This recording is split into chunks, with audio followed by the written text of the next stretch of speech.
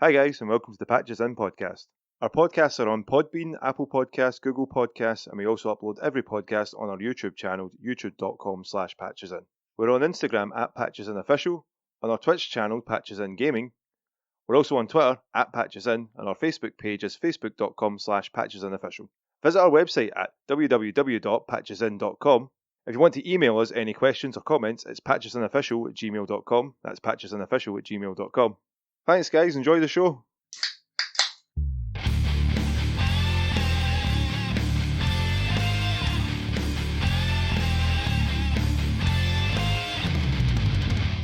Hello, everyone, and welcome back to the Patches In podcast. We're at episode 23. I'm your host, Hamish, and I'm here with my good friends, Dom. Hey, guys. We've got Ross. Hello. And my average friend, Hugh. We aren't friends. And hi. Just had to get that one out of the way first. Yeah. Let's start off with seeing how everyone's been doing. Dom, what's new? Just, the usual. You did not sound ready for that question. I was looking going like, what have I been doing? I'm like, It's only been 23 episodes. He doesn't quite know that we talk about yet. Usually don't go to me first. Pressure's on. You check for it. You're setting the standard for the rest of this episode. Also pressure then. Let's see. I went on a date, if that's something. He was really excited about that. Through Bumble. Bumble? Is that like Tinder and Grindr but for bumblebees? Someone actually matched you. Yeah. Did you lie? No, I didn't. I was very honest. Is that a picture of me? This man can get you pregnant. This man isn't firing blanks. That's really the tone that we're setting for this podcast. Yeah. Aye, so Bumble's an app. It's basically like Tinder and that, but the lassies initiate the conversation, so you both match, and then you can carry on the conversation, but they need to make the first move. All right, which that's is an a lot easier for it. interesting take, yeah. Yeah, so it was interesting. The lassie I met, I won't mention her name at the moment, because we've got another date later on this week, so we'll see where it goes, and I maybe thought I'll just name drop her. because you hadn't made it up yet. Oh, right. Put you on the spot. Aye, so you're meeting her again? Yeah, meet her again for it. Obviously, with the times that are happening now as well, with like what's going on, we need to be a bit more. Yeah, you need Careful what we're social going in for distancing. it. You can't Yeah. even hold hands. He's going to no. be sitting at separate tables. Yeah, we have to be. I'm Catholic as well, man, so I have to do that. Have a wee FaceTime date. Ah, see, there we go. But yeah, like apart from that, just gaming and work as well. What about you, Ross? What have you been up to? Fuck, I was to think of an answer, wasn't I? Any day now is fine. Right, Ross will get back to you on episode 26 of what he's been up to. His mind's blown from all the baby talk he's had lately. Oh, that's probably what you mostly been doing. Well, I've got the soon-to-be next child, so there's just been a fair bit of prep in regards to that. Sorry, your soon-to-be next child? Are they Soon not to your be. next child right now? Well, Have you got it's another not one here yet. in between? No, it's not here now, so... It's not. still going to be your next child. It's not made his grand entrance yet. By the way, I was very honoured that you texted me the other day saying that you're going to name it after me. That was very nice. Oh. Yeah, so no, we're not set on a name yet. I've definitely not agreed to have it as your name, Oh. or in any way related to I your name. remember this, but No. I'm drunk a lot, so. Yeah. And speaking of, before we get to you, Hugh, I'm just going to spark a weekend. Oh, here we And go. See, listeners, I'm really not drinking that fast. It's just that there's going to be a lot of stuff to cut because these people are terrible at doing podcasts. But Well, we're not that bad, are we? It's just a series great, of though. sparks of Yeah. cans. That's a really good way of hiding how many you're actually drinking. No, that was all the cuts. yes, this isn't my second in 4 minutes. Hey, Hugh, what about yourself? What have you been up to? What's new? Apart from avoiding people, and that's nothing to do with coronavirus, I just don't like people. It's just you as a person. I've been selling some of my collection of games. Dun dun dun. Dun, dun, dun. But it's funding other things in the games room department. I'm looking at projectors, Yeah. new PCs, Flat screen TV. flat screen, 4K, HDR. I'm just saying like buzzwords now. But, And look at the two. I was trying to And the trying food? to try like compare OLED TVs to 4K projectors, and I was like, I don't really know which one to get. And then I was thinking the TV, and then it just became a whole thing, and I haven't bought anything. So still trying to fix the games room out so it can actually be a comfortable place to sit in, try to play some games. watching Castlevania. We're going to talk about that later, and then getting really into JoJo because JoJo's on Netflix. Yeah. But apart from that, there's nothing. There's no cinemas open or anything, obviously, because of the situation right now. Yeah. But that's it. Nothing exciting. Just plain old boring life. Just surviving. Apart from the global pandemic and panic. What about yourself, Hamish? What have you been up to? Usual kind of stuff, working away, obviously getting some renovations to this house, so place is a bit of a mess for this, but... Yeah, that's not so bad. Oh, did you move to America? Because you said renovations. Thought we lived in New York there. You renovate a house anywhere, mate. Yeah. Renovate is an American word. What do you say? You got. Decorate. I'm doing it up. Doing it up, decorating. Renovate. I just have a wider vocabulary than you, Hugh. He's a man of dictionary. Hey, you leave his vocabulary out of this, right? He doesn't even know the meaning of the word.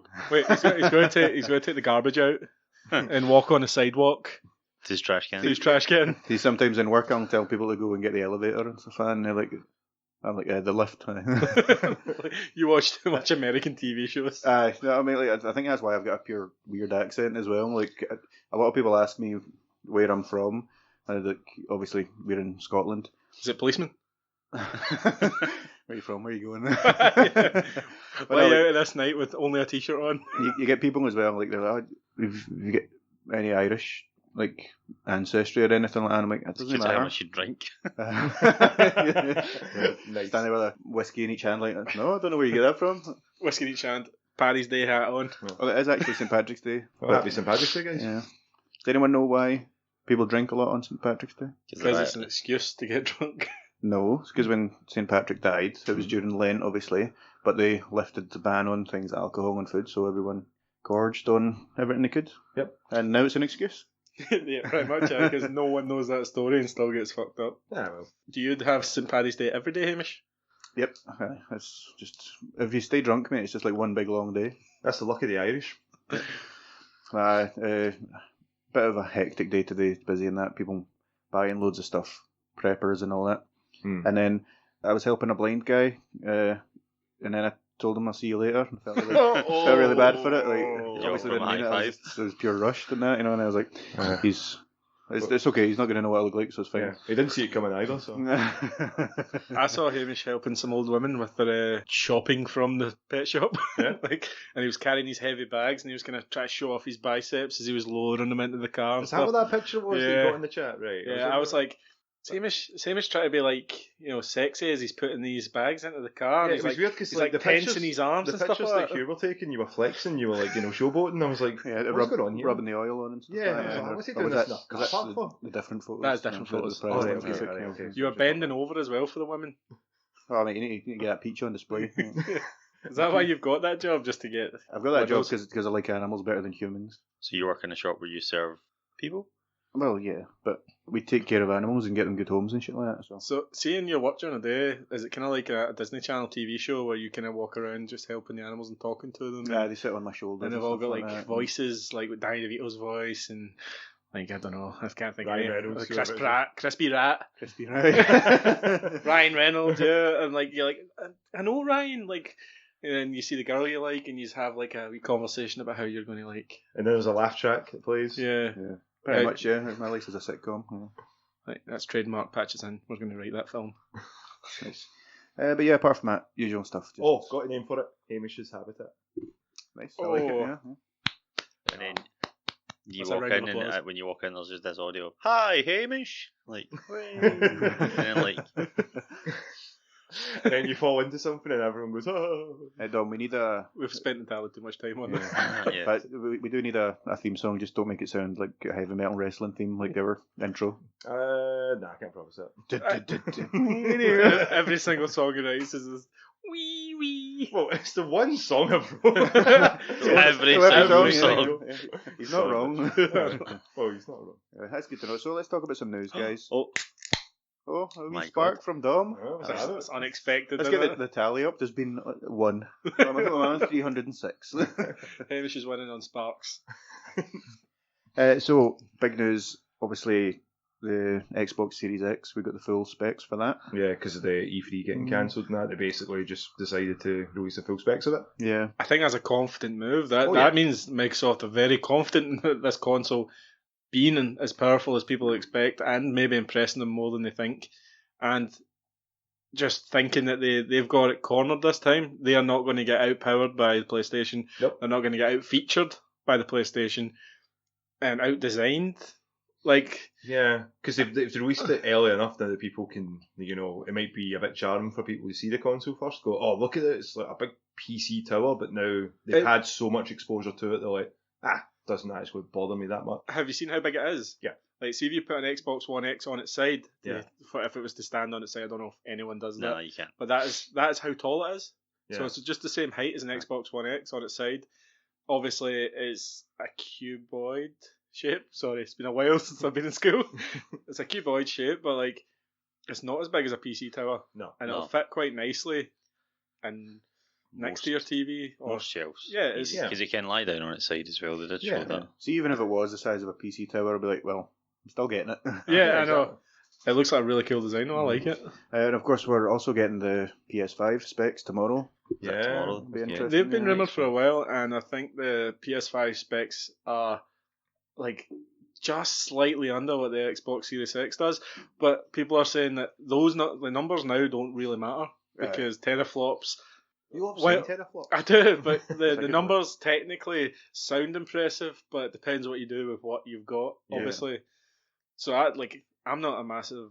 I know it doesn't sound like I'm not a massive specs guy because I love retro games and stuff, but specs these days are basically just used for arguments between Xbox and hype. PlayStation. It's to build hype. People like, oh, this actually has 12, teraflops or whatever. Yeah, but if you've not got good game design and good games to go with the console, what's the point of having it? You can have the best, most powerful console in the world, but yet you have no games on it. You could have a state of the line gaming PC and state of the art. I've had no sleep or anything. State of the art, top of the line. Yeah, I was merging it together. It's a new thing, right? You've Efficiency. obviously just not heard it. Yeah. Why use many word when few word do trick, mate? Hold on, is you having a stroke then? It's my turn this week. But yeah, you should watch a Digital Foundry video, right? Because they do a full breakdown of what's in the box. If they watch some of our stuff, or if they listen to our podcast, then I'll hit them back. They are just professional. They are so apart from when it comes to having a microphone close enough to their mouth so you can hear what the fuck they're saying. But what they're saying is worth listening to. Only if you got fucking soundbar and super volume on your telly. And you don't have a soundbar? No, I don't. Oh, I thought you were slagging them for not having a soundbar. I was like, you don't have one? I can't hear them. The microphone's like weaker or something. I think they use headphone mic. But they took it apart and they say it's super engineered, like to get the heat out of it. Yeah. Because there's two motherboards back to back, pretty much, with the NVMe storage on it and stuff like that, which is like it's not like a hard drive, it's a solid state. Yeah. And there's a giant fan on the top to suck the air out. Yeah. Pretty much. So it's got a path in and out, in which the Xbox 360 didn't have. But the Xbox One had too much of. Yeah, which was so it looked like a giant video player. Yeah. A videotape player. Yeah. But this one looks like it's been much better designed. It's making you sound old, mate. Yeah. I know, a VCR. I was going to say VCR, but I just slagged you for sounding American. VHS, mate. VHS, yeah. It's more optimal fucking design Betamax. for it. Betamax. You would like Betamax? I would. Bring back HD awesome, discs. Big Hero 6. HD DVD. I have an HD DVD player that Dom sold me from his old work, and it doesn't have any cables with it. Why are you looking at me for that? But because you sold it to me. Did I sell it to you? You sold me so many broken things. And you didn't bring them back. Like, you bring them back, I'll give it. And you're like, they were like 50 pence each. I'm not bringing them back.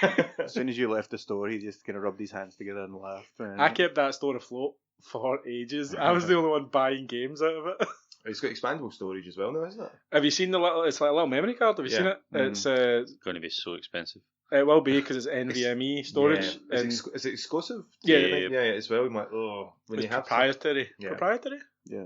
And you were saying as well with like the controllers you can use from your Xbox One X. There will be an update for your old controllers that give them the zero latency update, which is going to be amazing. Also, I've got 7 or 8 Xbox One controllers, which is going to be awesome. We can all play together if we ever hang out after this. We'll see how it goes. Yeah. See, Hugh, if they get zero latency, what excuses are you going to use when you fail so miserably? At what games, Hamish? Like COD and stuff. I don't use excuses. I'm a man. Except it was bullshit and I didn't lose. I prefer FIFA on the PlayStation. They did have like a showcase of like what Gears 5 would look like on it as well when all the cutscenes were on at 60 FPS. Yeah, which was pretty cool. And it was unoptimized. It wasn't like they didn't spend ages going over the code and try to get it to work with this specific GPU. Yeah, they just kind of muddled something together and made it run, and it ran amazing. I mean, so they say. Well, you have to take them at face value because Gears 5 will be on the Xbox Series X, so you'll be able to tell yourself. Yeah. So I'm expecting them to maybe go up to 120 frames. Yeah, I've seen like about 4K. They're talking about 120 frames per second for a lot of Xbox backwards compatible games. Yeah. Mm-hmm. So they also that'd be exciting. Halo Infinite as well was like that was a big one that they were pushing at the trailer when they launched that. Yeah. When they were saying 120. I'm getting a day one anyway, and hopefully it doesn't get delayed. No, I hope not. Anyway, we briefly touched on Call of Duty there. Warzone mode's out, basically Battle Royale. Battle Royale. Yeah. Ross and I have had a shot of it. I don't know. Right, boys, stand back. I'll take over. I'm going to do my Hamish thing. Oh, this is shite. I don't like this. Spark a can. Don't mind if I do. I was like, oh, what? That's what he says every time I bring up Final Fantasy or Dragon Ball. That's right. He's cutting this out anyway. Because that is shit. There we go. See. Anyway, Ross, take us through Warzone. Don't take us through our Warzone. I'll never hear us over the explosion. WWF Warzone. Call of Duty Warzone. Yeah, it's alright. Right. Okay, moving on. It's alright. I'm gonna get in touch with them and just say you can put us on the game if you want. You know, it's like a quote Ross. Like, it's alright. It's alright. So Call of Duty Warzone. Yeah, Battle Royale mode in Call of Duty. It's pretty decent. We've had a good couple of games. I've been thoroughly enjoying it. Yeah. Gives you the option to, like all of them, come in on a flying magic thing that drops you. Aeroplane? Yeah, that's the one, isn't it? Yeah, aeroplane. Drop in, pick your place, die. Drop in, pick your place, die. Drop in, anywhere on the map, die. And then sometimes you get to pick up weapons and not die. Oh, nice. Straight away, then die. So yeah. So having a good time then. It's been really good. We've won twice. Sorry, I've won twice. Did you win twice? Have you won twice too? Yeah, I've won twice. I was there. The very first game I played, I came on and you and Shane died, and I won it. And then the second game, me and Mick all stayed alive. Yep, that was pretty good. It was good. Right, as someone who's not played Black Ops 4 or Warzone, right? How do these compare? Black Ops to each other? Yeah, Black Ops 4 is the Warzone. That was only 100 players. There's 150 in it. 150. So yeah, the basics of the game mode is you've got 150 players per map. It's only one map just now, but per game there's 150 players go in. Teams of 3, and it's basically last team standing is the basis of the battle royales. So it's the same rules as being in almost all of them ever. So there's no surprise there. So a shield coming down, basically everyone's got to get to a point. Like at times like that, basically. Yeah, in this one it's a wall of gas that's closing in. Okay. So, but yeah, like all of them, there's a wall of something that's enclosing. The area is getting smaller. Everybody has to try and be the last one. And this one, the last team gets exfiltrated out. There's a helicopter flies in, V-rope comes down.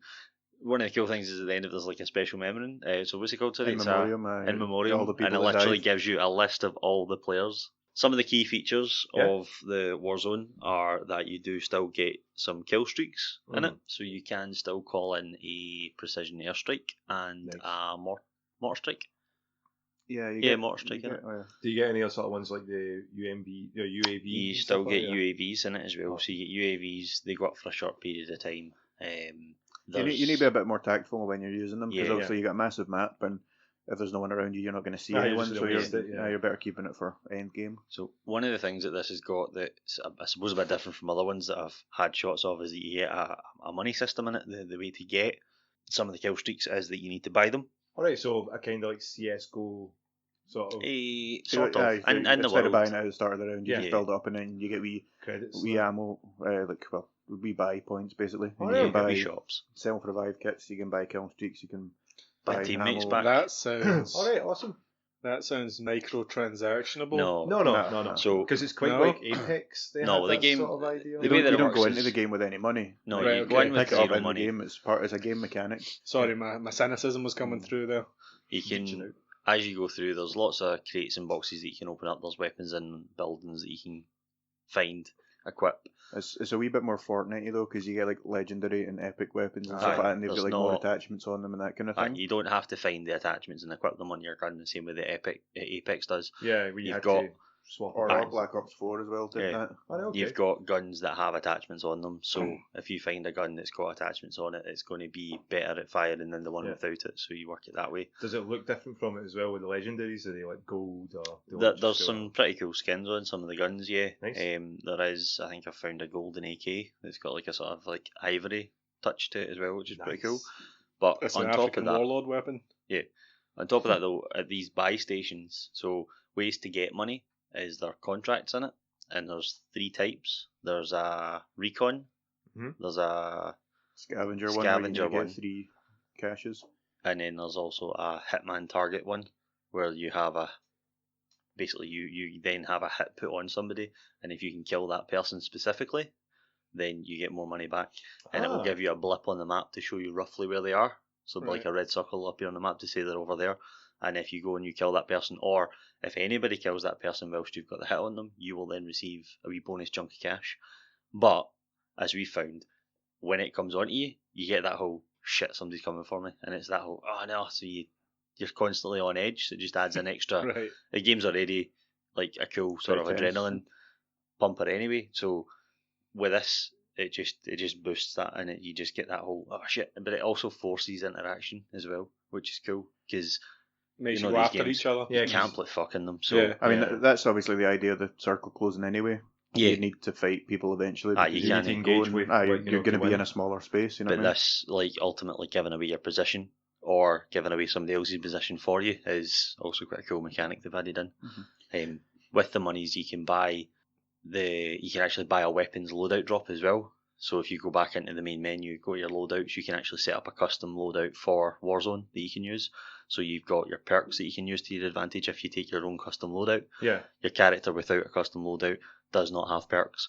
So things like Cold-Blooded and Ghost that protect you from thermal vision, AI, or the UAV, you don't have them. So if somebody calls in a UAV and you don't have your own loadout, you will be spotted, you will be found. Yeah. But if you manage to pick up your own custom loadout, you can give yourself a wee advantage. But at the same time, other people can do the same thing. Yeah, and then if they take you down, they can take your custom... Well, they can take your stuff off, you can take your weapons. They won't be able to pick up your perks or anything like that, but they'll be able to pick up your guns. Yeah. But Is this an addition to Modern Warfare, or is it a standalone download? This is its own standalone download, so anybody can play it for free, which also means that you've got everybody playing it for free. So people that don't play Modern Warfare can play that. I am not a fan of like these games, so you've probably played more than me.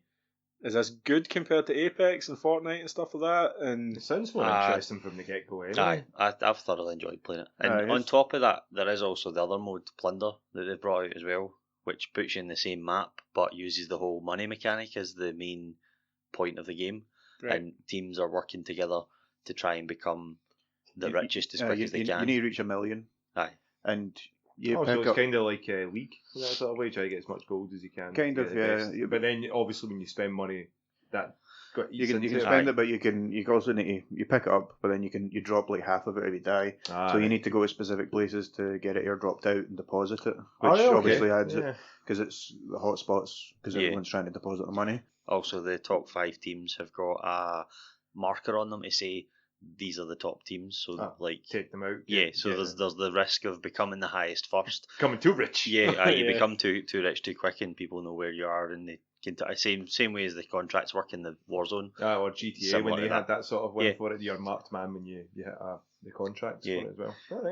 One of the coolest features of this, though, and a chance for people who aren't used to the whole battle royale or who are used to battle royale, but it just takes away some of the whole, you jump in a game, you land, you die. Yeah. Part of the thing that takes away from that is the gulag, which is when you die, you go to the toilets. And it's like the underground prison toilet thing that you're in. Just a very small map, basically. It's a tiny wee 1v1 map, but it's in like a shower room and like a sort of toilet shower room, and you get to 1v1 with another person that's died, and if you win your 1v1, you get to return freely to the Right. the map again. That's interesting. It is. The It's one also if you fucking lose. bullshit. Yeah, If you lose, you just. If you lose, then your team can buy you back in Aye. if they get the money and they go to a buy point. Aye. Ross is making it sound quite good, but that's like the. It's actually the most frustrating part of the whole Yeah, fucking I'll be going about trying to be dead, stealthy. Like, I wonder if there's anyone over there. Where's the circle? And that's bullshit. Fuck's sake, I killed him. All right, man, I'll buy you back. Don't worry. Aye. You make it sound like that's happened a lot. Yeah. Fair amount. I mean, I'm terrible at 1v1s as well, so I can't say anything. It's just in the 1v1 part. Like everything else, if I bump into somebody out in the wild and they kill me, I'm like, well, I died. It's a bit That disappointing does sound like you sometimes. in the wild. However, when it's in the gulag and I get killed in a 1v1, it's fucking bullshit. It's lies. They cheated. They fucking It wall was hacks. bullshit. It's bullshit. It's bullshit. Lag. Call hacks, mate. Call hacks. Right, before Ross goes into a spiral, we're going to move on. His whole life now, is a spiral. this is kind of related, at least in my mind. There's going to be a new Worms game, right? And they're promising big Battle changes. Royale. And I was thinking, imagine it was Battle Royale. Worms Battle Royale. Oh my 150 people, but still turn-based, so everyone's got a minute. Sitting there for 2 hours waiting for your turn. Like, imagine that, you're just like, my First God. time you're already dead. At least you'll be able to plan well ahead, I am so bad at worms. I'd be the guy that's just try to jump and then just grenade myself. Aye. I'm quitting. We've played Worms a few times, Ross. Pick You your like it, I like weapon. it. But just playing with Hugh is the funniest thing ever. It's Oh, just man. like, I'm not good. Just going to kill this worm over here. Blow No. myself. No, he's the sort of person who sits there. He's made his way to the edge of the map. He cycles through his weapons, picks his weapons, goes for the banana bomb, aims it, gets it right, goes to try the power, presses the jump button by accident, plop. Yeah. I suck at worms. Worms, I'm not good at. Worms. Worms. And this is if we hang out and we're playing games, and it always gets to worms because Ross moans about. Don't moan. Yeah, he does. That's be aggressive. And then I'm like, all right, I'll That's play tragic. worms 2 games, and I'm not playing worms. Let's What play we playing FIFA, next? Ross. Worms is bullshit. Worms is bullshit. Worms is against me. FIFA's against me, but I still play it. Maybe they should have a gulag mode instead of 1v1. It's Worm v Worm. Oh, I Are like you going to get Worm the v new Worm me, worms? bro. Are you going? I like that. I like that. Worm v Worm me, bro. Repeat what you just said. Worm v Worm me, bro. I love that. That's really good. I You like better that. trademark that because they're going to use it. Worm v Worm me. I probably will get it, to be honest. I like the Worms games. I like it. Yeah. Like, Can we just take a wee second though to appreciate the intros to Worms, like the first Worms and Worms 2? How good were those wee animated Oh, video aye, they were sequences fun, where they yeah. were like I the haven't 2 seen times? them. You've never seen? Oh, Oh my no. god, No, that's so I haven't funny. seen them at all. It's like one of the intros, and it's a wee worm, and he's standing with an Uzi, and he's like trying to get it to fire, and he starts shooting at this tree, and he's like da-da-da-da-da, da-da-da-da-da, and it's just like da-da-da-da-da, and the machine gun goes off pure, and he's like shaking his like shrugging his shoulders, like I don't know why this is happening. And it stops, and then like all of these worms just fall from the tree. do the worms have shoulders? Yeah. Okay. Yeah, Good they to do, know. but they have hands. They also don't have special forces that all drop onto an island and fight each other. Bandanas, isn't it? Yeah. I don't know, man. You're not a fucking zoologist. You don't know that. You ever seen them? I'm not a zoologist. You ever seen I'm not them? that worm guy from Godzilla. You ever seen them? Worms? Alright, worms. Oh, he's went 30 odd years of his life without ever seen a worm. I've what seen, the you, fuck I've is seen you that? scratching your butt across the floor. You've had worms. Man, I wish I had a tapeworm like Frank from It's Always Sunny. You would get that if you watch good TV shows, Ross. Right, so That wasn't even a joke. just going to let that insult sit there. Right.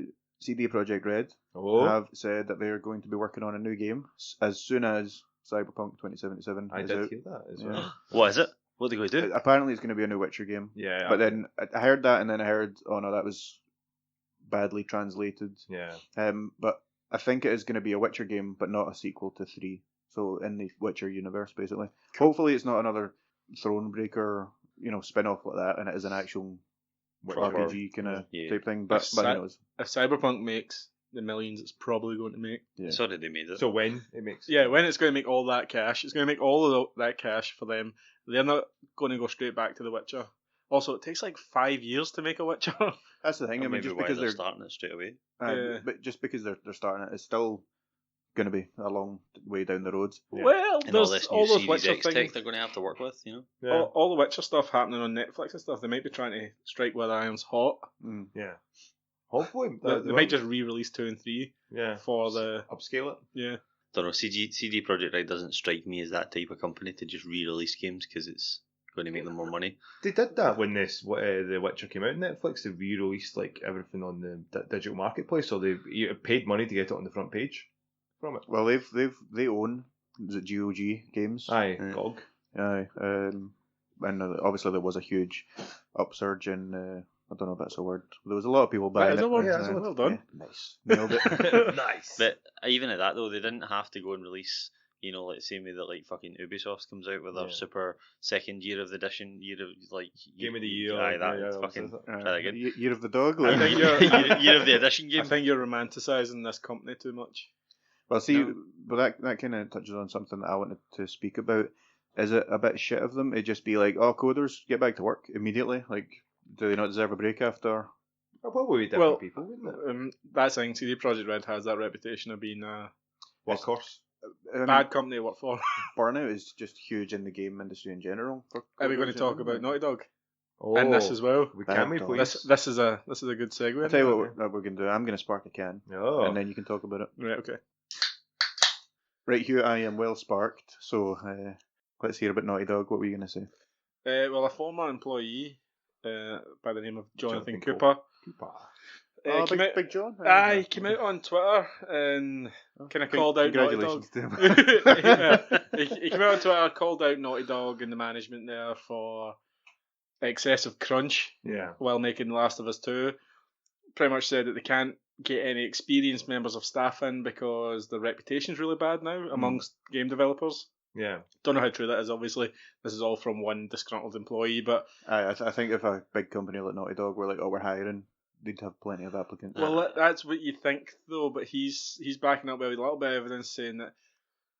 They're out in LA, aren't they? Yeah, LA. The reputation of Naughty Dog as an employer is bad amongst that community. So they are hiring graduates and new junior members of staff where they can't get the experienced members, and that's why The Last of Us 2 is taking so long to come to fruition. There's a lot of people that are, as Hugh said, have came out out of uni or out of like getting their qualifications, but they're people that enjoy playing games and want to develop games, and they go, oh my god, Naughty Dog wants me to work for them, not knowing that it is pretty brutal for it, like the workload that they put onto them. There's a few like people are hospitalised due to overwork, unpaid overtime. It's like the same things we had with Rockstar like a couple of months ago. But was that not all like bullshit? And No. When they were hospitalised, was it from overwork, lightheadedness, or Mockstar, or pandemic?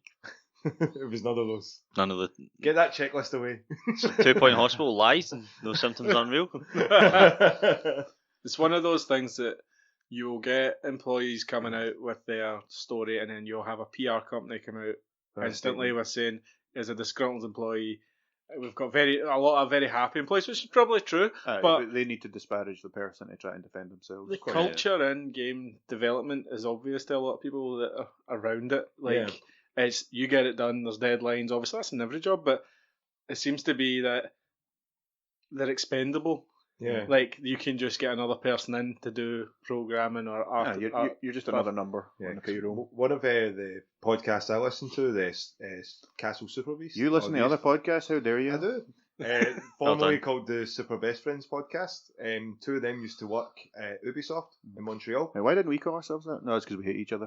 Yes. I mean, we're super, but best friends. But they were talking about like the crunch that they had to deal with for it as well, which was like both of them were working at Ubi, and then one of the other boys was working. I think he was Activision, one of the units for there. One of the developers, they've probably got $1 million. And then it was one of them, like the terms that they were always using was before big Jim Sterling made it popular, of like, well, we're not holding a gun to your head. Yeah. But I work for a company where there's a lot of very big important projects that you have to deal with, and what they do to almost convince you to work past the point of safety a lot of the time is, well, this is on you, this is your project. They say you're in charge of everything, which isn't true. So it's almost like pressure. If you don't do it, it's your fault it fails. Yep. Which isn't the issue, it's bad management's the issue. People that make the deadlines above you, they're the ones that are making the mistakes, but it falls on you to fix it for them.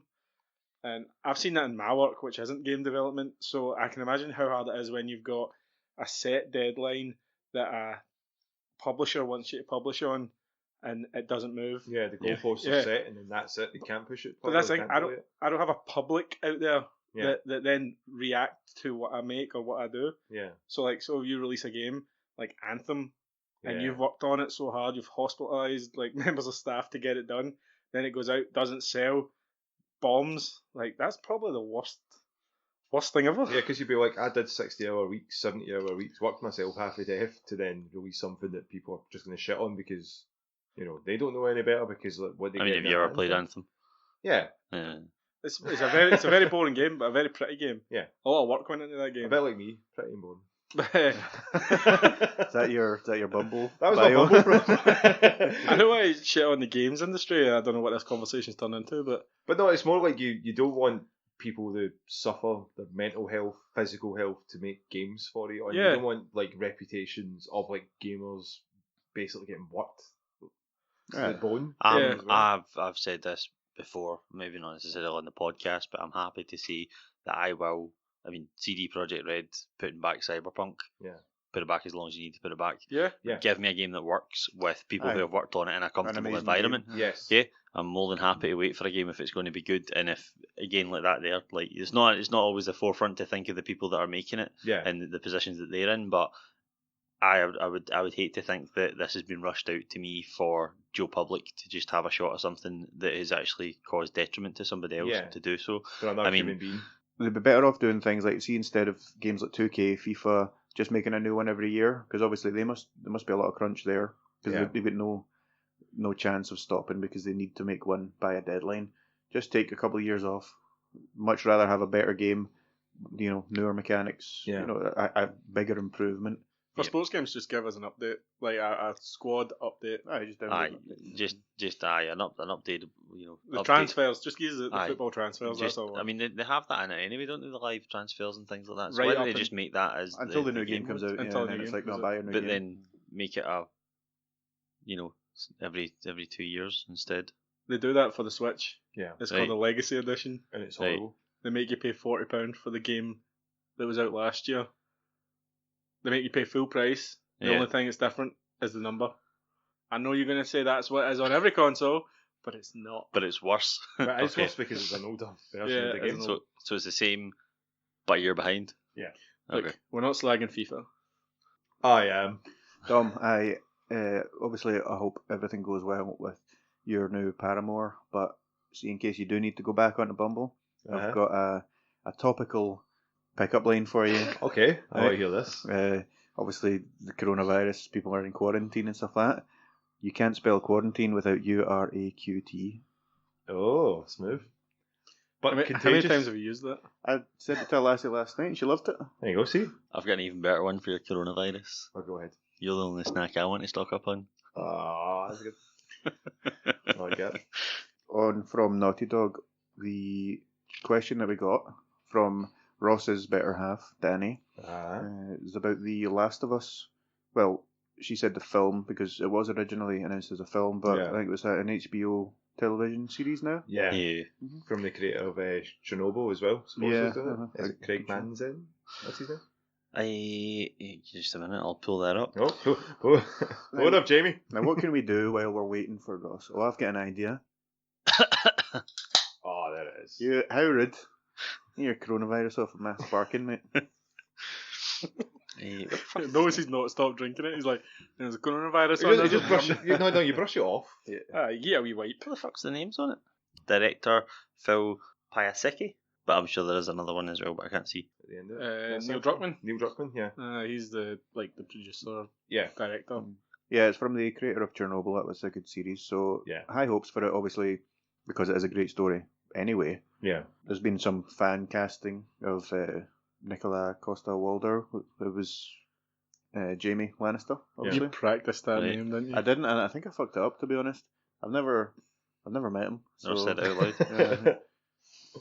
I think he'd be good, a good Joel. But this is just obviously fan theories. You know what I mean? Yeah. So, do you think they are going to stay in sort of line with the games, or do you think they're going to do like from the intro of Last of Us to I don't with know. the I mean, fireflies and stuff like that. Well, I know it's like the story of the game was critically well received, so yeah. why change it? If it ain't broke, don't fix it. You know what I mean? But then again, they might Ye- want to. They might think, oh, that doesn't really work for TV. It's really hard to say. Because like if it's like Chernobyl, that was what 8 parts. Yeah, Yeah, episodes, 8 great episodes. Was it? Yeah, I think it was I watched on a plane. I thought it was can't 6, remember. but yeah.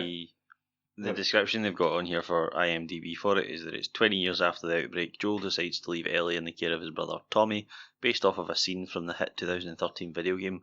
However, it's not even like there's very little information on it. So that could just be something that was originally sketched for it, and that's the only bit of information that's been given. So and it's for all we know, fairly, it could be very recent. Fairly recently. Like obviously, like I say, it was announced as a movie. Yeah.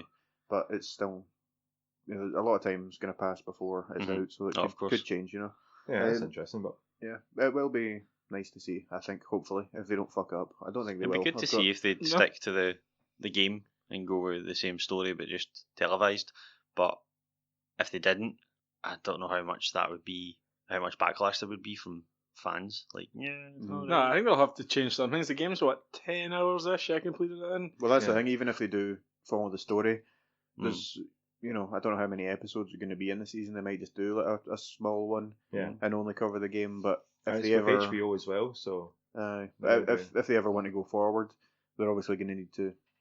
Well, I suppose Last of Us 2 is coming out. Yeah. They could follow that, or they could just keep it in the lore of the universe and make their own stories. Basically do like a Walking Dead-ish sort of style where they split it up. Yeah. That as well, and have like was it 800 days or whatever they had for that. I don't know. I don't watch The Walking Dead. Yeah, but they've got many sort of spin-offs that they have from that, so you could essentially do that. As I said, like I'd be interested with like Fireflies, like the sort of groups that are in there. Yeah, I think they might follow the main story beats, but they can't. They need like if they're going to hour, they need like a story, like a beginning, middle, end of each hour. So there wasn't that many. They couldn't have an hour. They couldn't have an hour of just Joel and Ellie. They would need additional characters for a mini arc, a B arc. You know what I mean? Like maybe flashbacks or something. Flashbacks, or just introduce new characters and stuff like that. That they would need to have some kind of interaction with Joel. I mean, or Hugh. Correct me if I'm wrong here, but HBO, that's The Walking Dead. Oh, it's not. No, that's AMC. Is it AMC? AMC, sorry, or The Walking Dead, sorry. Oh, yeah. Okay. Well, HBO's generally completely cut that entire section. No, it's like Game of Thrones was Game of HBO Thrones, HBO. Okay. The Sopranos and stuff. I'll have a good start and a terrible last episode. Sopranos had that, and so did Game of Thrones. So Seems to be a trend. Well, here's the thing: you don't know how it's going to translate to. You can't just take a game and make it a game medium to a film medium. I don't know, man. I mean, that Super Mario Brothers movie was pretty good. Do you know that Sonic movie is pretty good. I'm going to give that, and Detective Pikachu. That gets a lot of shit, but I enjoyed that film. Of course you did. Bob Hoskins and John Leguizamo. I can't say Leguizamo. Leguizamo. He played Luigi Mario and Mario and Luigi Mario. They were great together. If you John Wick, mate. If you were going to like cast two guys from the 90s to play Mario and Luigi, Bob Hoskins and John Leguizamo, they weren't bad picks. You know what I mean? They didn't have bad casting. Dennis Hopper as well. Aye, Dennis Hopper's Bowser or Bozo. King Koopa, mate. No, King Boozer. King Koopa. That was King Koopa. What's his name? Bowser Koopa. Koopa King. Not Cooper. Koopa. Koopa. So yeah, I was OG, mate. I called our Princess Toadstool and everything. Aye, you were flexing on everybody. Yeah. Just like, check this out. And I was like, who the fuck is this Peach? This Peach bitch. But if you're aggressive. Okay, so this is getting weird again. So we've spent a lot of time on news. Thank you, Danny, for the question. Thanks, Danny. Danny asked the question. We just fucking went over that. Like, see if you didn't have your fucking phone out all the time. Sorry. All your friends are here. Why do you even have your phone out? Right, so let's talk about Spenser Confidential. Oh. Because I believe that 3 out of 4 of us have seen it. Oh, fuck. Who didn't see it? I'm gonna sit this one out. Oh, for fuck's sake. Mate, you can still... Your boy Don't make Post me Malone, book isn't you, it, mate? I know. Mate, your boy Post, isn't it?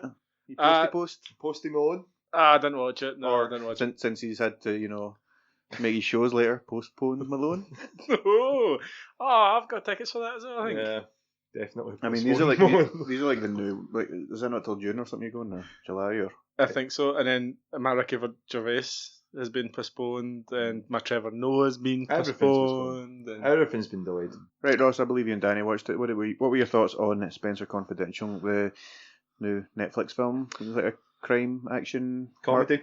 Comedy. Yeah. Yeah, it's quite funny as well. Yeah. And some of it's Mark Wahlberg in it. What did you think? Yeah, thought it was pretty good, decent. Funny in parts. Yeah. Mark Wahlberg gets a doing almost every time he tries to throw down with anybody, Yeah, which was great. Yeah, that was hilarious. I liked that. I liked the fact that, like, see the bit where he kind of gets a doing, and then the guy that he's with, Winston Duke. Aye. I can't remember his character's name. Hawk. Hawk. Yeah, he was like, oh, "What happened? I thought you could fight." And he's like, "There were 4 of them, man." But then that's like the theme of the whole film is just like. But I just There's like that it more of wasn't them, like, oh, he's this pure invincible action hero I guy. mean, he was you know? tough, but Yeah. just at taking punches. Yeah. But I liked the soundtrack for it, and it was all Boston based, which was brilliant Mm. because Wahlberg's from Boston, so he had that boxing, Is he? the Boston accent. Yeah, It just doesn't make that totally obvious. I all the don't time, doesn't does at he? all. Really doesn't. I don't think either of those accents we did there, or I were didn't the really. accents. They No, weren't I don't Boston. think Right, part of if you want a Boston accent, you say, instead of saying car keys, you say khakis, like khakis that you wear. Yeah. Those are my khakis. Yeah. Move your garbage car. That's not what you say. that was my Bill Burr impression. 'Cause he's from Boston. Yeah, I did think it was a wee bit predictable. Oh yeah. See, like these spoilers for Hugh. anyone. The guy, he looks like chubby Dave Chappelle. That's what he does, right? But Driscoll. Bokeem Driscoll, Woodbine. Cool. Aye, you could just tell He's immediately. chewing a toothpick. You know he's a bad guy. Aye, Make good guys do that. You can just tell, man. He's just it's like he's gonna. That was a turn around. tail. We've watched wrestling. And we had He's a Razor really Ramon come out. he has a really bad poker face. That whole But yeah, it was. I enjoyed it. it was alright. It was good. Yeah. The sort of play with Spencer and Hawk off each other it for was it. good. Like Hawk didn't know how to throw a punch, and Wahlberg's just like, yeah. And then at the end of it, he doesn't even need to throw punches because he just throws people. Yeah, it's fucking great. I'm always like Hugh. You've obviously not seen it, but Hawk in it, he's like an MMA fighter, an aspiring MMA fighter, and you always kind of cringe when you see fighting like MMA specifically in films. You're like, it's not. I mean, it's only a snippet, but it's still better than. Was it Never Back Down? Was that shite one? Telling lies. Never Back Down is the greatest MMA film ever made. The fighting was alright. The choreography and stuff like that, it was decent. So, yeah. I thought it was really well shot as well. So this is one of the movies that I've seen on Netflix that I was like, this actually looks like a movie. Not like to take away from any sort of other ones that we've seen. What about Six Underground? Well, see, again, like with that, you could tell, like, that was very digitally enhanced with everything because of the special effects they had with this, but this was more grounded. They didn't really have many special effects. It was more practical. Mm-hmm. See, especially with, like, the truck. But at the end and all that, it was, like, it was all properly done. It wasn't, like, CGI explosions. And it was done, like, an abandoned racetrack, so it was, like, they had a bit of a playground to play with. Abandoned racetrack. No, it's like... I've never seen this film and I already know I probably like it. There's a truck and an abandoned racetrack and explosions. They also left like a teaser sort of like sequel. Oh yeah, for it. And I'm like, I'd actually watch the second one on, even if it's a bit very predictable. It was still fun. There was a bit that there was a bit that I think Wahlberg did really well in was when the dog attacked him. Oh yeah, pissing myself at that. Yeah. See, even that though, like. I know that was one bit where I was like, is this like necessary? What, the dog? Yeah. Oh, it was just for, like, because he was trying to show, like, oh, I'm going to chase down the car, and then he gets stopped by a dog, and then he didn't need to do any of that running because, like, Hawk basically went, no, I got the license plate. It was even funny. He spent all that time fighting that dog, and then the car still managed to drive up the side street, right beside where he was, even though he spent 5 minutes fighting off a dog. Oh, he got stuck in traffic, probably. Yeah, on a side street. Yeah. Boston's crazy. Yeah.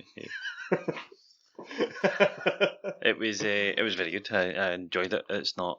I don't have the same regret as what I did watching Dragon Quest: Your Story or Ni no Kuni. Yeah. What did you think with Post Malone's acting debut? I think it is. Apart from I've not heard of him in anything else. He was fine. He didn't obviously have wasn't a difficult role. No. He was just talking. But, two big scenes and that's it. And a bit of fighting. Yeah. But obviously probably a stunt double. I don't know. Yeah. He got him though. Yeah, got he did. Yeah. I'm a bit disappointed that Donald Cerrone didn't have a bigger part. He's like, did you just kick me? Yeah. And he kicks him again. Yeah, that's right. Fuck. So what was the theme? What's that? And that to me also had like it Holy gave me shit. flashbacks of a Rush Hour. Getting kicked by me. No, in the Rush gym. Hour. You've never kicked me in the gym. Where You've never the lifted your leg. where the woman kicks Chris Tucker in the face, and he goes, "Did you just kick me?" And he's like, Which can't one? see. Which y'all kick me? I love it. Man. Oh, I Who can't watched believe- that? We watched that lately, We didn't we? watched it, yeah. Rush Hour is amazing. Yeah. Rush Hour's funny. Yeah. Sorry, man. He ain't gonna be in Rush Hour 3.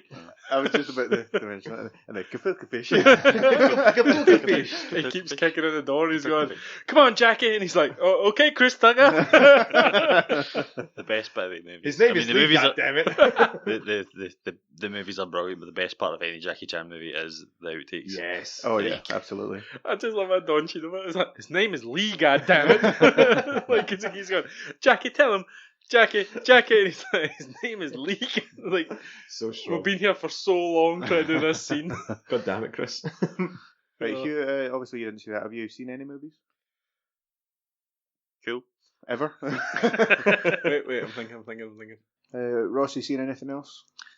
Hey, a wee throwback. It was Mum was up to visit the other day, and I was hoping to have watched Spenser Confidential earlier than this, but because of time constraints, we decided to watch something else, and we were waiting for a wee throwback to Men in Black. Ooh, classic. Do you know? I think it was like I'd been sitting messing about my phone, and it came up as one of these wee funny trailer things on Facebook or something, and it was the scene with him pulling the table over. Oh, yeah. I had the Yeah, audio on my interview, phone, and I was like, "Oh, I remember this bit. This bit's funny." And it said, pulling this fucking table all the way across the That's room. amazing. It was so funny. I, And then I love that I have that soundbite of you doing that. I'm going to put that in the most random places. the Ross, have you seen a film?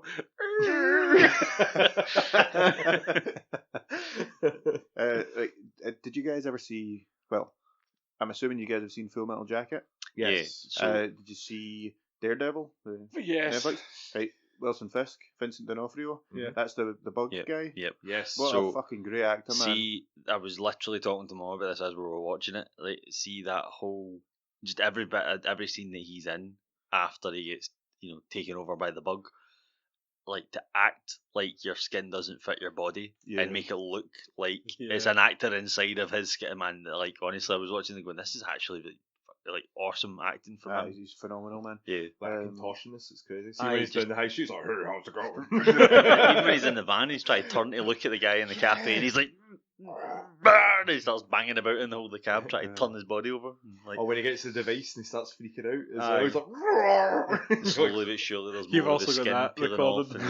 and fingers become bluer and all that. And It was Yeah. awesome. It was really good attention to detail. Tell me, Ross, please, I really hope you did this. Did your mum make you a cup of tea or a coffee or anything like that? It just goes like, No. "Need some more sugar." It's like your face doesn't fit. Just pulls it back. Is that That was actually scately accurate. Mate, I love it. Vincent D'Onofrio he's just an amazing actor, I Yeah. think. If Do you there's know- a series of films that only needed one, it was Men in Black. Men in Black. Two was I like alright. the- 3 was not great. Rip Torn was great in it as well. Yeah. Yeah, Like, he's a good Agent actor. Z. Dodge a ball, you can dodge a wrench. Sorry, what's the guy's name? Rip Torn. No, the other one. The guy that we're talking Vincent D'Onofrio. Vincent D'Onofrio. D'Onofrio. Sorry. So Vincent D'Onofrio as well. One of the other, he's the bad guy in the newest Jurassic World. Yeah, He's the guy trying to make them weaponize the raptors. Yeah, that's right. Again, What are they charge the lasers on raptors? I was just And about to his say frickin' that's some lasers. Doctor Evil shit, man. Like Cool. Smart sharks idea. with freaking laser beams on their head. Let's release these dinosaurs that we can't control, that don't like me. Genius. definitely would have had me behind the wall when that was happening. Did you see Men in Black International? Nah, I've not No. seen that yet. No one saw that, Hamish. I saw it.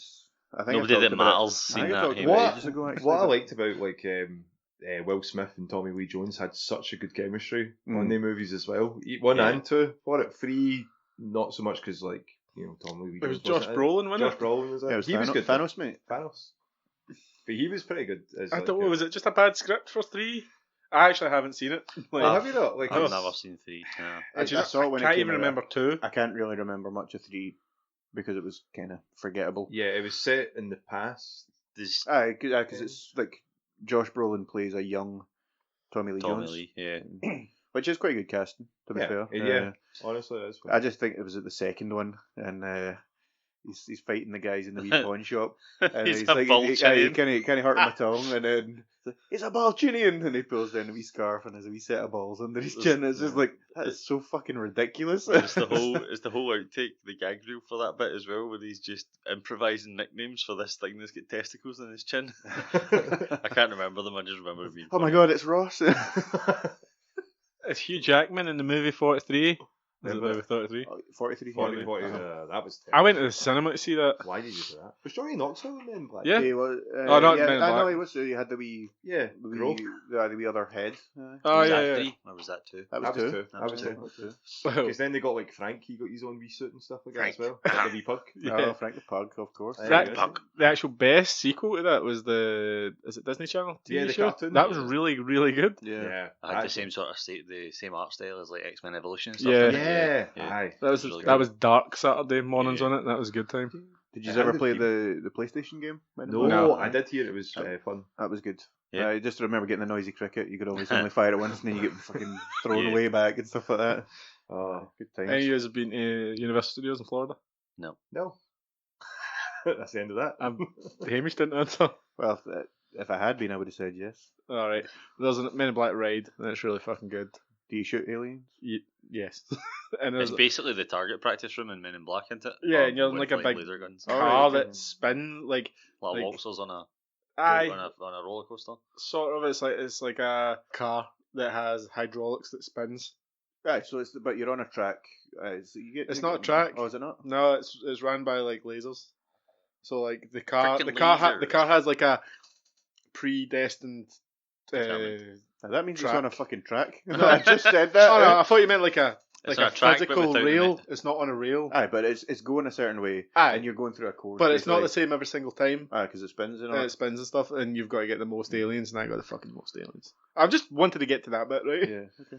Hi guys, Ross here. Just a quick reminder, you can find our podcasts on Spotify, Podbean, Apple Podcasts and on our YouTube channel. You can find us on our Instagram at PatchesInOfficial, Twitter at PatchesIn. We also have Twitch Gaming at twitch.tv/PatchesInGaming, facebook.com/PatchesIn, on our official webpage at www.patchesin.com. You can also drop us an email at patchesinaofficial@gmail.com. Let's get back to it then. Right, I don't think any of us have really seen any other movies or anything like that, have we, guys? It's been a quiet movie week. Yeah. Yeah. Yeah, Quiet watch Please. more JoJo. Are we at a point where we can No, talk cut about that, JoJo cut yet? that. No, we can't do No, JoJo. we can never talk about JoJo. No. We can talk about TV shows. What about TV shows? Who wants to talk about TV shows? Ross, you were talking about Castlevania last time. You all finished up now? Yeah, I've managed to finish off Castlevania. I think me and Hugh are the only two of us that have watched it. Yeah. Yeah. Well, I finished season 1. It was only 4 episodes, so I had no real big excuse. No, but, you didn't. I It was didn't. awesome. I will continue watching the rest of it, but yeah, Yep. greatly animated and acted. I'm like 4 or 5 episodes into the 3rd season, so Yeah, I'll get there. It's- I just don't know a lot of it's time. really good, and I'm really looking forward to more seasons. It's Ooh, really made me want to go back and play the games again. Yeah. I bought the collection on the Xbox One, like the 1, 2, and 3 for the NES. They are so difficult, man. Oh yeah. Like It's a terrible. Is it the those same? Medusa heads. Yeah. You're like, stop! Like, because it's not like when you kill the enemy, that's it dead. It just respawns straight When you away. leave the screen, leave the screen, it just It Bonds comes again. back again. yeah. It's a pain in the ass. But What a save terrible states. night for a curse. Yeah, you have to have a guide for the second and third ones because Yeah. like they're just so obtuse in today's world of tutorials. You would never think of like, you know, There's a why would I do that? one level where you stand at a wall, crouch, and use like this random item when the game continues, and you're like, How the They- fuck did they people were- figure that out in the first place? There's so many secrets in them. Like I remember playing Harmony of Despair on the Xbox 360, Aye. and it was just the combinations of stuff you can get from the items as well, the ways that you can defeat things if you had the right ones, and the ways into different rooms to unlock like mini bosses to then get the highest score for the game at the end of it. It was brilliant, really good, really fun, hard as fuck, but really good. this is still Castlevania related. That's on Twitter. Yeah. It was a magazine from '97. It must have been, and it was it had screenshots of Symphony of the Symphony of Night. Night. I've been listening to Megadeth, and I was going to say Symphony of Destruction. That'd be a good. Yeah, that would be a really good Castlevania. Castlevania 64 side by side, and the quote was like, "Oh, look how boring and old looking Castlevania Symphony of the Night is, and look at how great looking the N64 version is." And you're like, the N64 game is a very average kind of shitty 3D platformer, and Symphony of the Night is a classic that defined the genre. And you're like, they didn't really check yourself, man. I know. Look at that legend compared to that mediocre game, and they're like, "Oh, look how bad it looks. So it's 2D sprites," and you're like, "Fuck off, 1997." I'm sure I actually seen that come up about that exact article come up on like a new Twitter handle that I follow. It's like did not aged well. Yeah, that might have been it. That's what. Is that what you've probably seen it? It's basically they're all showing like Bubsy saying, "Move over, Mario. This is the new mascot," and you're like, "This did not age well." I played through. I can't remember if it was Symphony of the Night, but I played through one of the early ones recently. But I did it on my a Raspberry Pi that my brother made me. So it was an emulator. Did you have it with cream? I mean, Dom's joke was bad enough. I think Symphony of the Night's whipped up pouring on the Xbox One as well. So you might know. You might have played like one of the Game Boy Advance ones or something. Maybe, I don't know. I played an old one anyway. Right, okay. That's not the point of the story here, right? But basically, I could save state and stuff like that, right? And then I made the silly mistake of saving when I had like 1 health left on one of the bosses. No way to get out of it. So it took me like obviously loads of tries because I had to kill the boss without dying, and then I was like, imagine I was always this good. Imagine I could just play the game normally like this, like. And then I thought, people actually do it. It's impressive. I mean, seeing like the Genesis collection where they have the rewind, you have for like the old Sonic games, Shoots the Rage and all that. Yeah. And I was watching the Oni Plays play through this original Sonic 2, and see the amount of times that you're fighting the bosses, and they're always like had that cheap way of killing you, and then rewind it, and then jumping straight back and doing the exact same thing. You're like, man, you did that when you were younger. You're like. You're like, oh, I bet you've got a cheap way of doing it. I've also got a cheap way. Rewind. It's so don't worry, Mike Matei. You don't know who Mike Matei is, do you? Big Mike. You know who the Angry Video Game Nerd is, don't you? Yeah. Well, his friend Mike, who like kind of runs his channel, put up like a tweet that was like mocked everywhere. It was saying like, if you have to use one of these save states or rewind features, you've never completed the game. Like it's like a cheap way to do it. So like you failed. Like no, you've not just cheated the game. You've cheated yourself. That was a different tweet, I'm sure. Was it not the same sort of vein? For it like just making fun of people who use these features, but it's a time saving feature, and also games are cheap back in the day. They were super cheap. Especially like ones that were arcade games. They try to get you feed money into it. You know what I mean? Also, fuck you. You don't get to tell me how I play my games. Yeah. I'm not gonna lie. Whenever I played Forza and done that, it was definitely felt like I had totally cheated my way into a win. Who gives a fuck? I mean, you watch the replay back, and the replay doesn't show that you rewound. So you know, you ain't cheating, you ain't trying. The legendary Eddie Guerrero said that. I was just thinking that, mate. I was just thinking that. Lie, we cheat. We steal. It's not a great role model. Cheating ain't cheating. I mean, unless you were a pirate, in which case, you know. Arr. What's a pirate's favourite letter? C. C for the C. That would be C. Yeah. You ruined my joke, dick. Are you kidding me? What are people meant to say? They usually go R. You think it'd be R, but his first love's the C. Oh, right, okay. How good's the themes in the Castlevania though? Like the music, it's so. Oh, you mean like Gothic castles or like the actual, not the theming, the actual music that goes along with it as well. Like it's very well orchestrated from like season 1 for it, and I have seen like the trailers for like season 2 and 3, and it seems like they're taking more from the Konami games, and it's a super polished show. Oh, it's like there's no rough edges to this whatsoever. They took their time. Yeah, they took their time with these ones. I'll tell you, the only way I can really describe it is that I didn't pay attention to it, which just means that to me it just had me fully in the moment. I was watching it, I was engrossed in it, and I didn't have to go, oh, that music's really good for this moment, because I was too busy just being there in I watched the scene, the music just fit it right. So that's good. The cast that makes sense. Well. See, like touching on that, like a lot of times I'll play a game and then on my laptop I'll have like a TV show or a movie playing, and I'll kind of split my attention between both. But Castlevania, I'm more than happy to just watch it. Just engrossed as well. That's awesome. Because I was hoping it would keep up that standard from the season 1 for it. So, highly recommend season 3. Oh, I did just watch all of it, yeah. Awesome. I don't get why you haven't watched it yet, man. Get powering through this. I know. That's the thing as well. I've got to get off Bumble, that's what the problem is. Aye, you're on Bumble. Going on dates, take it from some people who know, it's not worth it. I mean, we're all going to be... Kidding on, do not put that in. Sinead doesn't listen to this. Anyway. Yeah, That's alright. Danny what does, was I Danny going to say there? Oh, Danny, don't grass me. Danny, don't grasp me. So, Hugh, what have you been playing? I've been playing Doom 2016 because I got hype. Hell yeah! I got hype because I watched the trailer for Doom Eternal, and I am a sucker for hype. And I kind of did the same thing. Like I saw Doom Eternal, that looks fucking awesome, and then I was like, I've not even finished Doom 2016, and then I was like, man, how good were the old Doom games? So I bought Doom 1, 2, and 3, and I've been playing through them. I played the first two. Like, They're so good as well. they are awesome, man. So They're good. absolute classics. Like you know, you're meant to play them really fast. Like, Yeah. there's achievements for like finishing them in under 2 hours and stuff like that. But I like when I started playing the first one, but I totally forgot that you could sprint. And you need to sprint, right? But you get to this level, and you have to sprint across to make over the gap Yeah. because obviously you can't jump, all right? And I was like, where the fuck did I go here? So I looked it up on YouTube, and That's yeah, Mali. I did a Ross move and looked it up on YouTube.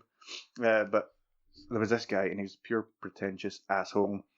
He put up like a walkthrough, and people were asking him questions, and he was just being an absolute knob, right? And did you fall in love? No, Was it like a mirror? Was it you from the future telling you how to do it? no, he was an actual. Like, I didn't like him, Oh, no, but was it me? he went through a teleporter and killed a mob, like, Yeah. and someone mentioned it and stuff like that, and they were like, "Oh, that's weird. They just disappeared." I was like, "Well, no, me and other Doomers know that as a technique to use and stuff like that." I couldn't resist; just had to comment, "Okay, Doomer." Like, they actually call themselves Doomers, and I was like, "That's just cringe." Was it? Are you watching like a Twitch or was it? YouTube? No, it was just a YouTube like walkthrough of a level. Right, okay. And I was like, he's going fast as fuck. How the fuck does he do that? And then I looked at the controls. I was like, oh, you can sprint.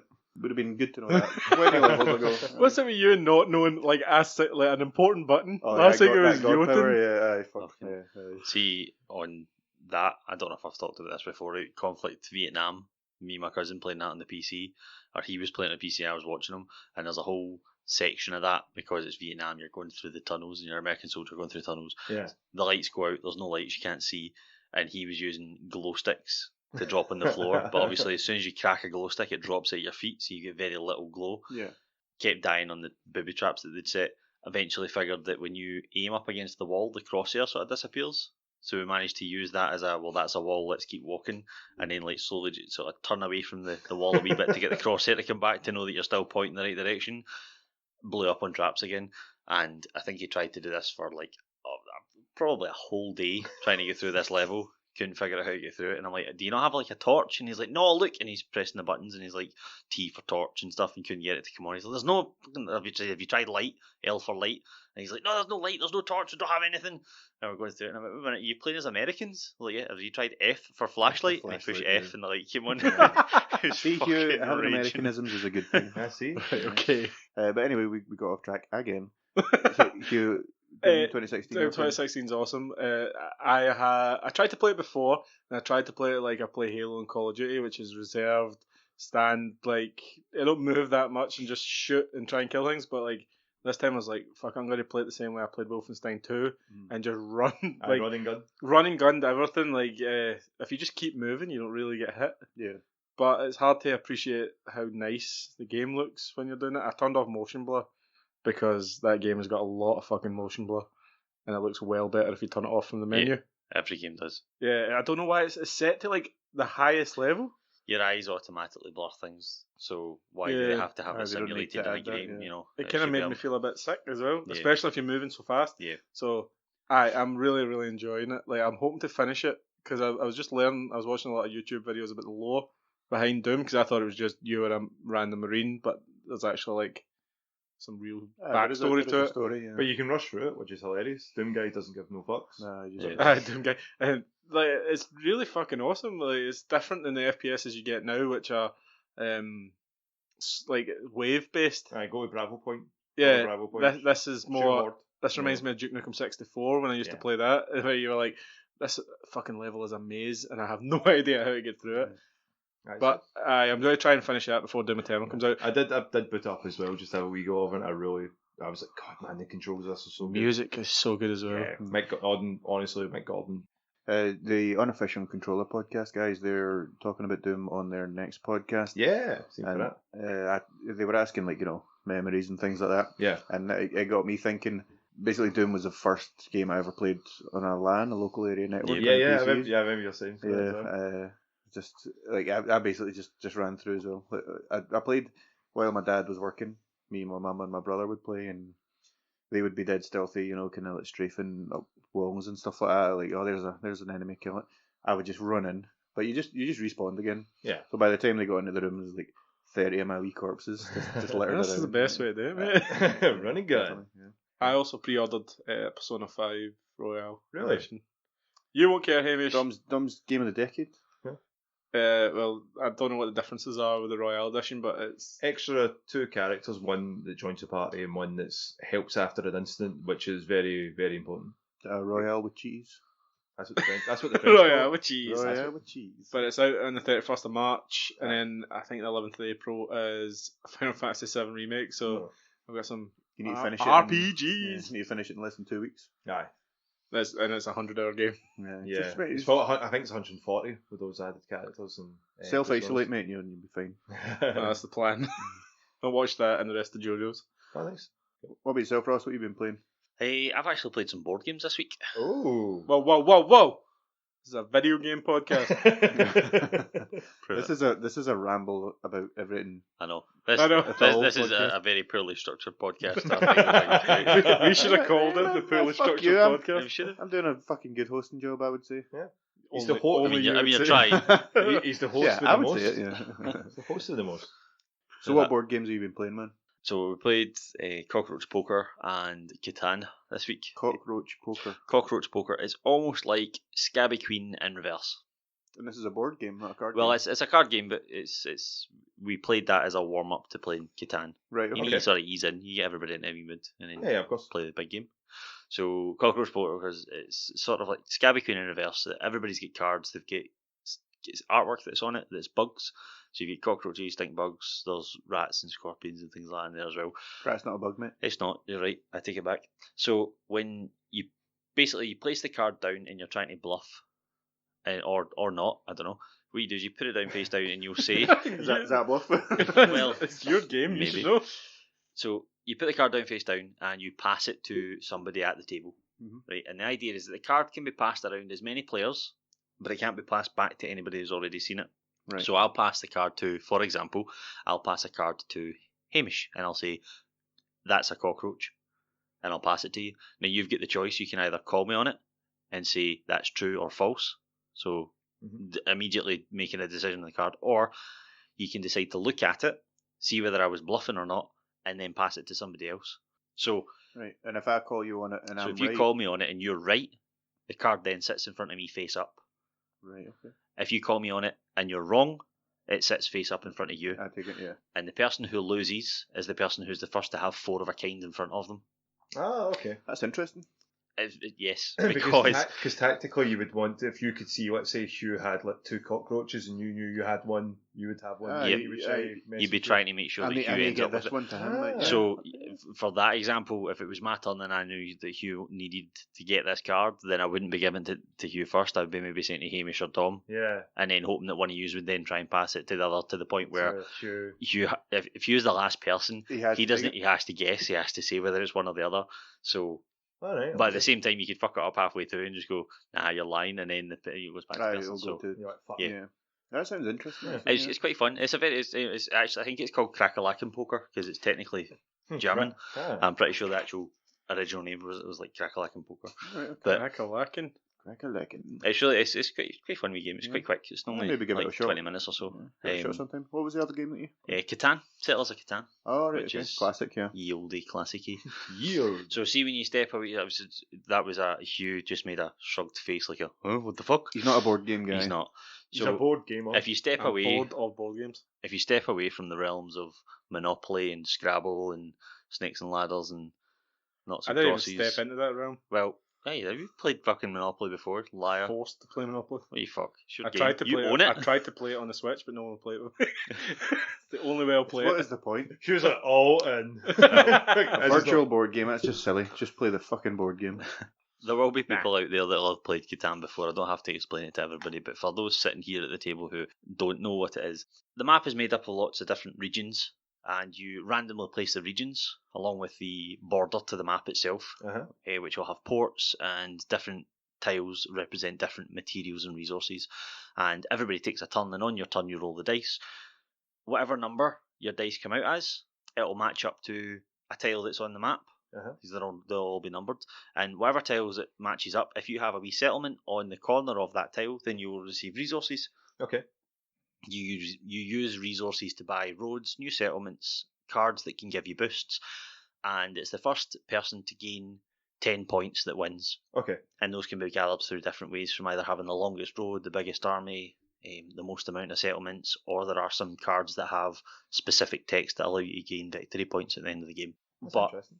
Because you can place down roads, if you place a road down and you block somebody, you can technically landlock someone into a position, so you can be an absolute cunt and just lock people away. It's brilliant. I like but it. we played it with 4 of us, and I don't know how much more hectic. I think you can only play, I think 4's the maximum for it. There is an expansion to introduce more people to it, and the other Catans that you can get do have different elements added in there. Cities and knights, trading, barbarians, explorers, and pirates. Yeah, so we've played the cities and knights ones before, where there's a bonus to this as well. There's a robber, right, and this is where it becomes a dicky game.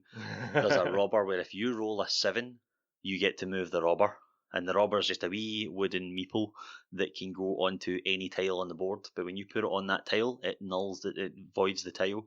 So if your number comes up, road in half, if that number comes up, nobody gains resources on it because the robber's on it. So, for example, the other night there, we're playing it. I made a deal with somebody, I traded with somebody, I swapped them some stuff over, and then I moved the robber because I had a card that let me do it, and I immediately then put it on the person who had just taken all the stuff off of, so they had no way of getting it back, which just gave me an advantage.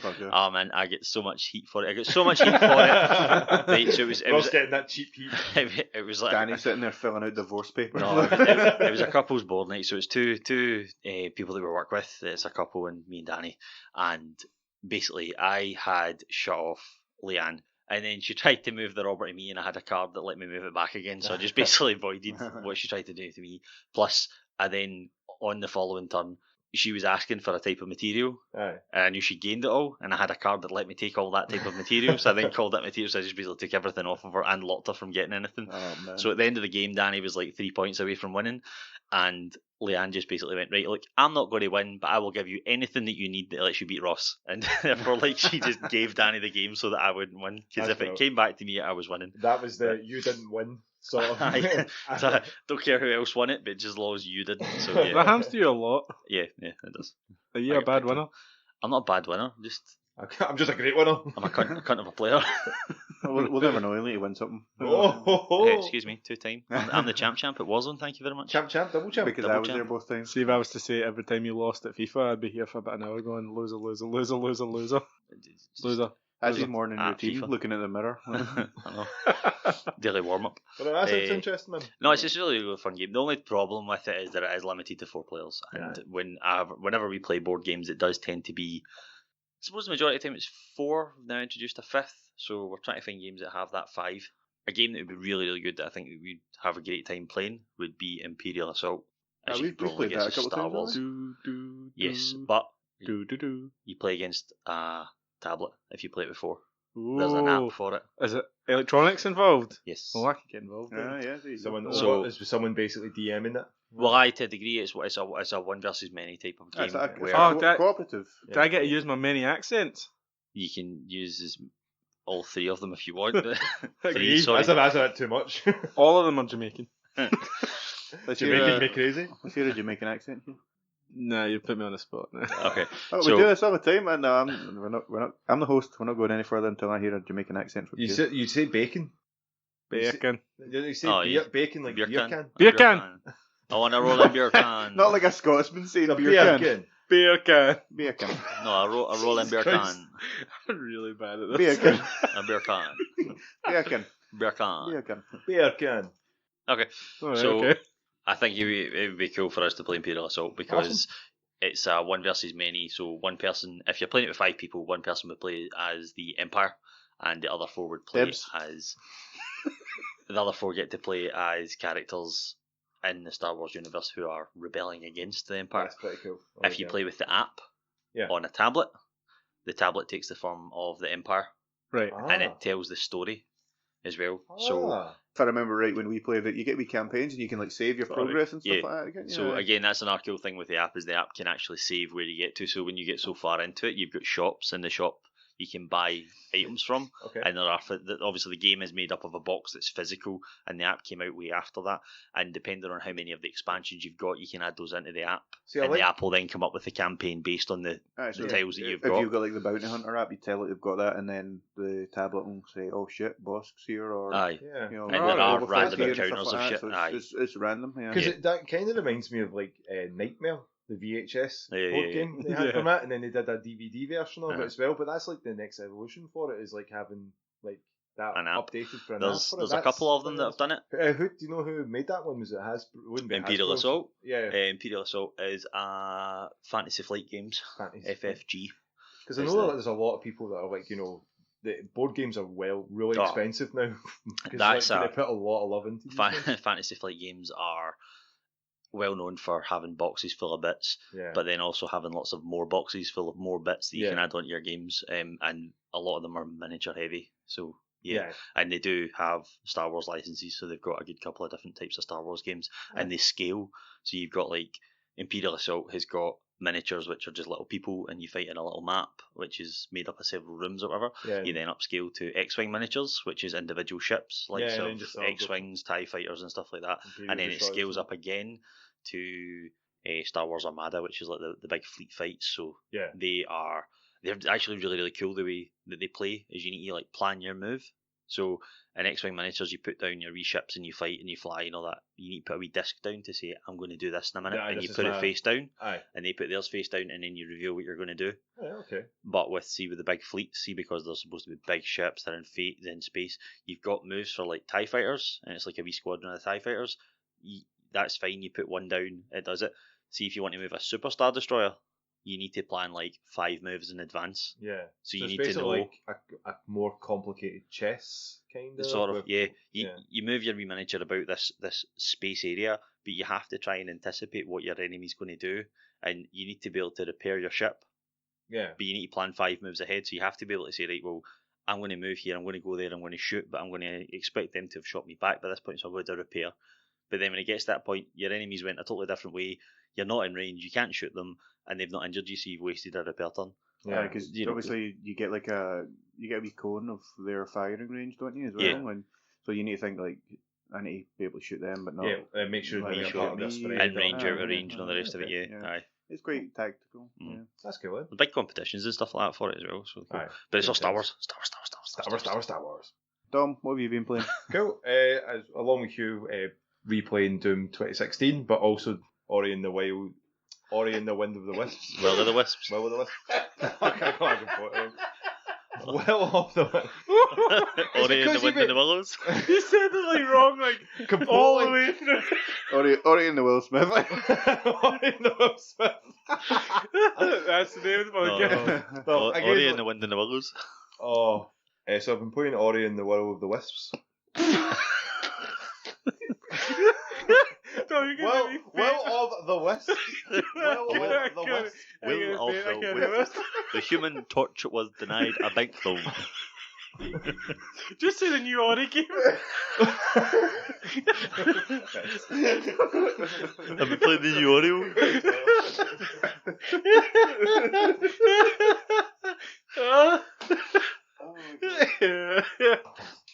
Oh my god, I've had the gig because I'm sleepy.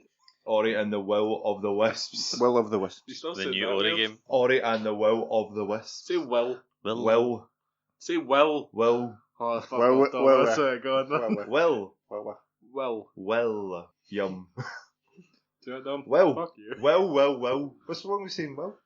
You're saying He's got a Scottish W-I-W. accent. He's got a fucking Scottish W. accent, mate. You're saying will. Will. Will Will the Wisps. Oh my god! Are you hearing what I'm hearing? Yes, I Just say the fucking new say it Ori. every Just say the once new in a Ori. Ori and the Will of the Wisp. Is that better? I was playing the new Ori game. Only got around to it like a few days ago because I've just been working. But yeah, it's great. Visually stunning. Nice sort of story. The soundtrack as well. Yeah, Love great. the music in it. It's just, honestly, it's polished from head to toe, that game. I've not played loads of it. I don't know if you guys have played the previous one. It's kind of more of the same, but I played a good bit, but I believe I played it during the day because it was. I think I put it on. The girls quite liked it, so I just played it because they quite liked it. But I never really paid an awful lot of attention to it, and I sort of got lost in it. Yeah. Tried to go back to it and just didn't really have a clue what I was supposed to be doing. So I mean, I did mean to like, restart it and actually pay attention. Yeah, I mean, you could pick this one up. Yeah. Obviously, the story has moved on because it's just after it and stuff like that. I'd like to complete the first. Yeah, but I'd like to complete the first one. You're not gonna be like lost. Aye. You'll still enjoy the game. It is kind of more of the same, but yeah, I in fact I played the first one, I bought it, and then they released like a definitive edition. Yeah. I played it again, and which I don't do in many games. I very rarely play through a game more than once, but I was more than happy to do it with the first Ori. And it's like 5 years between the first one and this new one. Yeah. All right. Yeah. Cool. A lot of work and love went into this game. Oh, was that a Microsoft studio that made it? I think it is, yeah. Moon Studios. Mhm. So Yeah. I think All it's the. It'll probably come out on the Switch eventually as well. Aye, Moon Studios. Yeah, Microsoft, published by Microsoft. All right. Microsoft Studios. Cool. But yeah, like it's a very simple idea, simple platformer. You know what I mean? Like, there's some new ideas. You get like a melee, whereas you only had really one weapon in the first one, didn't you? You would shoot out those wee things. But now you got like melee, but you can change your skills and stuff like that. So it's a wee bit more complicated, but More it's the depth. same. Yeah, but it's the same kind of idea. Yep. But it's polished from head to toe, and it's like the music, even the background music, just beautiful. The visuals are absolutely stunning. Yeah. They look really. It looks really. If you really like, nice. if you like your Metroidvania as well, it's very like that. The game they don't really show much like gameplay wise because it's been done before, obviously with the first game. But aye, Is it very indie game? Oh yeah, you can tell Got that as well. aesthetic on it, like Yeah. arty. I don't think it will last that long as well. I've got a feeling it's going to be quite short. But then the first one was quite short as well, so you could probably complete it quite quickly. Yeah, How does that feel? if you sat down and gave it like a proper session, you could probably do it in a few days, 2-3 days, if you really went for it. You know, there is obviously a lot of exploration. Yeah, you can collectibles. go back to old places when you get like your double jump and you get your other skills. New secret areas to get to and all that. But if you were just going through the story, wouldn't take long at all. Okay. What about yourself, Hamish, man? What have you been up to? I have been playing a game. It's called The Council. Ooh, Any of you ever heard of this game? I have not. Yeah, it takes tax off me every month. That's not a very good game. It's by Big Bad Wolf Studios, right? Oh, what else have they done? I've heard that name before. Well, they huffed and they puffed and they. Did they ever let Anakin in? God damn it. Basically, it's like a episodic game, like the Telltale games, and it's that kind of same idea. It's mystery crime game. Like when you start it, you and your mother are tied back to back, and you immediately get like a Sherlock kind of feel to it. Can we just pause here? I was thinking you're playing off of questionable games recently. You had what was on Beast Quest last week, and now you've got tied to a chair by your mother. No, Like, with your mother. With your mother. With your mother, back to back. Yeah. Did you have to tie your I mother like down? it's back to back. Not like, Yes. not, you're not straddling her lap or anything like that, you know what I mean? Like, Okay. No, basically, like, some You've lost guys- my interest. It's not- But yeah, you get a very much a Sherlock feel about it. Yeah. It's kind of detective-y, crimey type thing. Yeah. That's just like the intro, basically. And then the only interactive choice you get there is you get out your handcuffs, your bindings, and then the guy that's taking you hostage, basically, Yeah. you're saying, "Oh, I can take him out," and your mother is like, "I've got this. Trust me. Let me do it." So you get the choice: do you do it? Do you not? If you choose trust your mother, then you get a wee perk, trusting.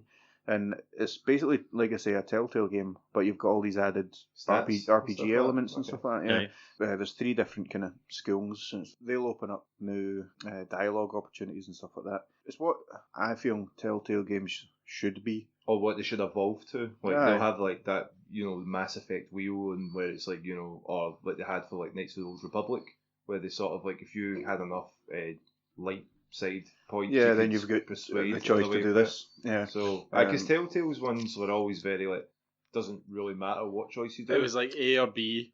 A takes you to one cutscene, B takes you to the other cutscene. There was no real difference. Yeah, and then I've not played a lot, but I did look at like reviews and stuff like that, and a lot of people say like Telltale games, but your choices actually matter, and it does make a difference and stuff like that. I do like it. I think Telltale would appreciate that.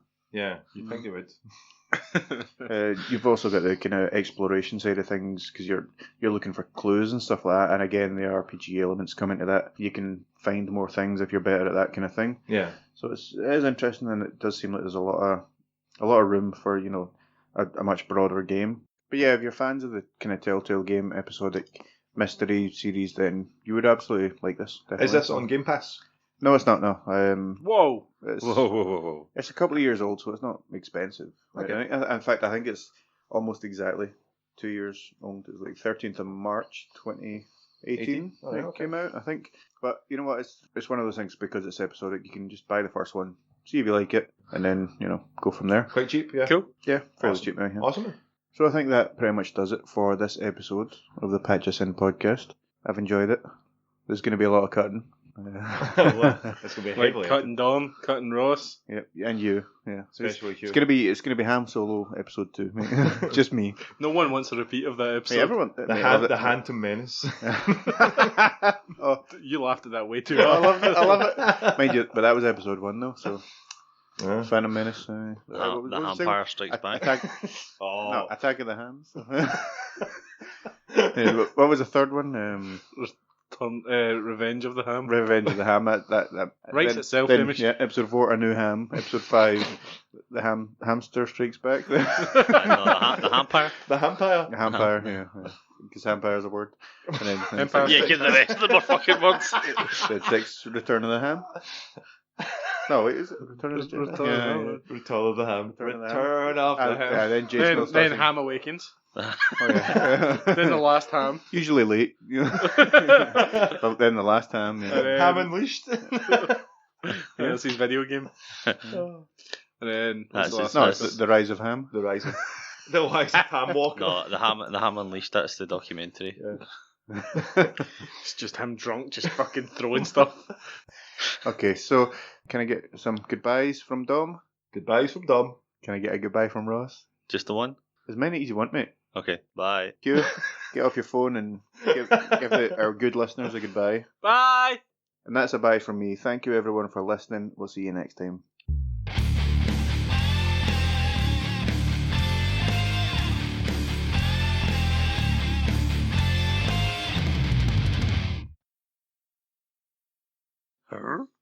Wait, Tim Allen? Allen? We're calling him mouse.